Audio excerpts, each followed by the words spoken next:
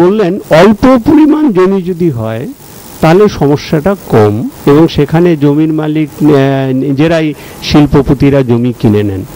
কিন্তু বড় প্রকল্প, যেটা খুবই গুরুত্বপূর্ণ প্রকল্প আমাদের রাজ্যের সামগ্রিক অর্থনৈতিক বিকাশের পক্ষে, এবং যেখানে একটা সময়সীমার বিষয় আছে। ধরুন ফাউন্ড্রি পার্কের জমি কেনা শুরু হয়েছিল 2003 সালে, আজকে 2008 সাল, আজও আমরা সব জমি কিনে উঠতে পারিনি। ফাউন্ড্রি পার্ক আজকে 9 সাল, 2009। তাহলে ভাবুন কতদিন। ইতিমধ্যে গ্লোবাল মেলডাউন, যদি ইকোনমিক ক্রাইসিস, আমি 2003 সালে যখন সূচনা হয়েছিল তখন ইকোনমিতে একটা ছিল বুম। আজকে যখন আমি যাচ্ছি তখন ইকোনমিতে হচ্ছে একটা ডাউন টার্ন শুরু হয়েছে। আমরা যখন শিল্প বা এইসব কথা ভাবি তখন আমরা এই ওভারঅল ইকোনমিক যে সিচুয়েশন, কখন একটা বুম। আমি অনেক সময় একটা কথা বলি, জানেন, যে অনেক আমার বক্তৃতাতেও বলি, আপনারাও, মাঝি নৌকো নিয়ে সমুদ্রে যাবে, কখন সে নৌকো ছাড়বে, সে অপেক্ষা করে থাকে কখন সে জোয়ারটা আসবে, যে জোয়ারে সে নদীতে নৌকোটা ভাসাবে। যতক্ষণ না জোয়ার আসবে ততক্ষণ মাঝি হাজার চেষ্টা করলেও নৌকোটা নেবে না, নৌকো কাদায় আটকে থাকবে। আমরা যারা সরকার চালাই, বিশেষ করে এই ধনতান্ত্রিক কাঠামোর মধ্যে, আমাদেরকেও লক্ষ্য রাখতে হয় কখন সেই জোয়ার আসবে, কখন আমি আমার নৌকো ভাসাবো। আমি যদি সেই জোয়ারটাকে একবার মিস করি, আমাকে আবার পরের জোয়ারের জন্য আমাকে অপেক্ষা করতে হবে। এখন আমাদের সকলকেই যদি এটা না সকলে বোঝেন, এই 2001-2 থেকে ভারতবর্ষে বিনিয়োগের এবং উৎপাদনের বৃদ্ধির হারের যদি আপনি দেখেন, তাহলে এই যে আমাদের ইউপিএ সরকার বলছেন 8%, 9% গ্রোথ হয়েছিল আমাদের, অর্থাৎ এই একটা সময় আমাদের দেশে এসেছিল যে সময়ে হচ্ছে বিনিয়োগ আসছিল। আমি বলছেন সেই জোয়ারের সময় বিরোধীরা বাঁধ বেঁধে দিল। এই জোয়ারের সুযোগ অবশ্য আমরা অনেকটাই গ্রহণ করতে পেরেছি। ন্যানো আমাদের একটা ব্যতিক্রম ঠিকই, এবং তাকে কেন্দ্র করে যে ঘটনা ঘটেছে, কিন্তু আপনি দেখবেন এই সময়ে যত বিনিয়োগ আমাদের পশ্চিমবাংলায় হয়েছে, এই সময়ে কিন্তু সব থেকে বেশি বিনিয়োগ এসছে আমাদের রাজ্যে। সুতরাং আমাদের অপেক্ষা করতে হয় সেই জোয়ারের জন্য। এটাই আমি ওনাদের বোঝানোর চেষ্টা করি সকলকে। নিরুপমবাবু, সিঙ্গুর নিয়ে এখনো প্রচুর প্রশ্ন আছে, আমি দ্রুত কয়েকটা প্রশ্ন পড়ে তারপর একেবারে আপনার কাছে আসছি। বারাসাত থেকে সোমনাথ পাল চিঠি লিখছেন, নন্দীগ্রাম এবং সিঙ্গুরে ব্যর্থতার কারণ কি শুধুই বিরোধীরা, নাকি পার্টিরও দায়িত্ব আছে? ওনার মনে হয় যে আপনারা এরপর শিল্পের জন্য যদি কোথাও জমি নিতে যান, সেখানে 70 দশকের স্বচ্ছ ভাবমূর্তি সম্পন্ন বামপন্থীদের মানুষকে বোঝানোর কাজে নামান, তাহলে হয়তো আপনাদের কাজটা সহজ হবে। SMS করেছেন চুঁচুড়া হুগলি থেকে সঞ্জয় মুখোপাধ্যায়। টাটাদের সঙ্গে কি চুক্তি হয়েছিল সেটা কি এখন জানানো যায়?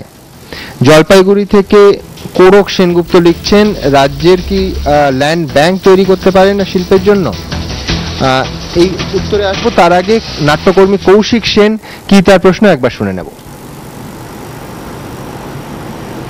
এই চুক্তিটার ভেতরে কি আছে? এটা যদি মানুষের ভালোর জন্যই হয়, তাহলে ঠিক কতটা জমি নেওয়া হবে এটা নিয়েই বা একটা সময় একটা কনফিউশন দেখা দিয়েছিল কেন? সিঙ্গুর প্রকল্প এবং নন্দীগ্রাম প্রকল্পটা ব্যর্থ হলো কেন? এটা কি মানুষের সঙ্গে কমিউনিকেশনটা ঠিকঠাক ভাবে করা গেল না?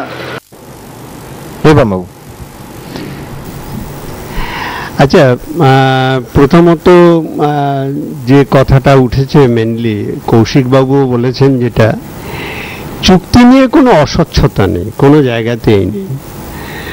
চুক্তিতে কি বিষয় আছে সে কথা আমি বিধানসভাতেও বলেছি, পরবর্তীকালে অ্যাসেম্বলি স্ট্যান্ডিং কমিটিতেও বলেছি।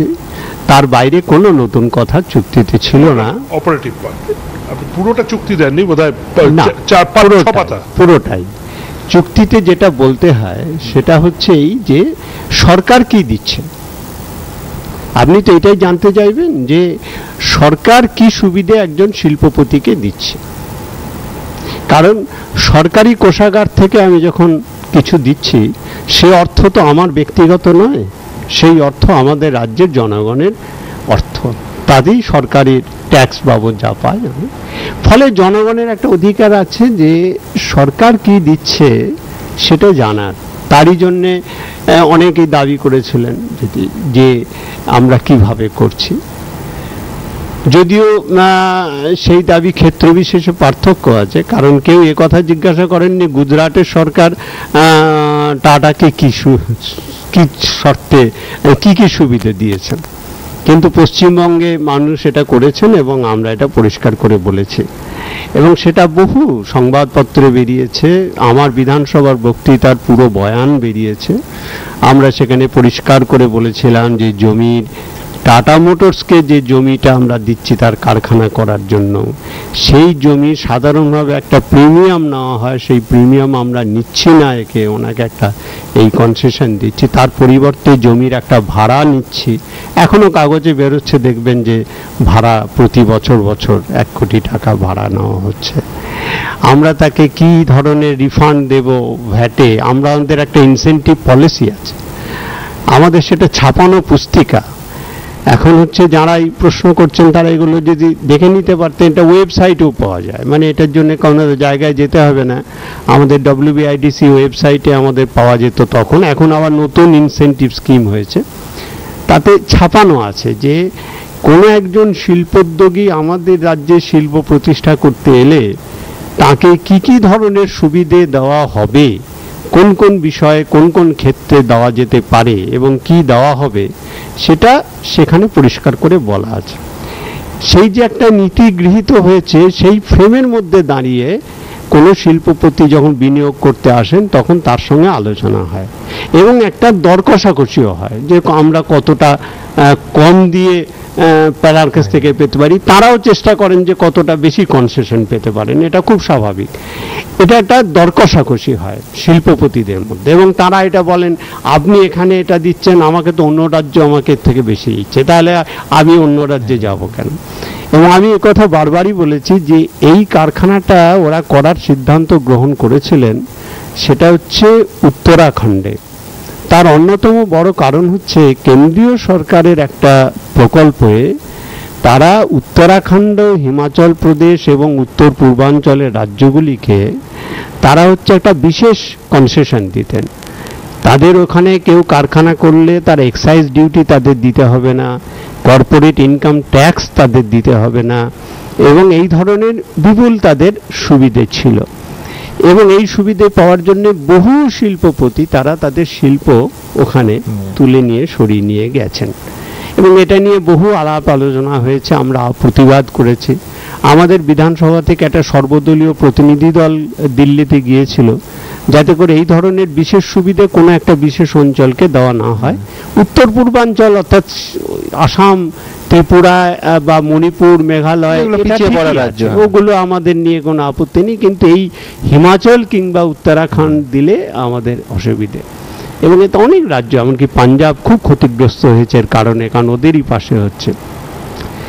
আমাদের যখন এইটা ক্ষতিপূরণটা আমরা বলেছিলাম যে আপনাদের ওখানে কারখানা করলে যে লাভটা আপনাদের হতো, সরকার, কেন্দ্রীয় সরকারের কাছ থেকে যে সুবিধাটা পেতেন, আমরা সেটা এখানে কম্পেনসেট করলো এবং তারই ভিত্তিতে গোটা চুক্তিটা তৈরি হয়েছিল। তারই কারণে হচ্ছে যে ওই জমির দামে কনসেশন দেওয়া হয়েছিল, তারই কারণে হচ্ছে ভ্যাট যেটা আমাদের আয় হবে তার একটা অংশ তাকে ফিরিয়ে দেওয়ার সিদ্ধান্ত করা হয়েছিল এবং এ কথা সবই বিধানসভাতে বলা হয়েছে। সভাপতি লিখিত যা চুক্তি ছিল তার পুরোটাই স্ট্যান্ডিং কমিটির সভায় পড়েও দেওয়া হয়েছে। সুতরাং এর মধ্যে কোনো ওই যে পার্ট আপনি যেটা বলছেন না, সেটা হচ্ছে কতগুলো অঙ্ক ছিল অ্যানেক্সার্স,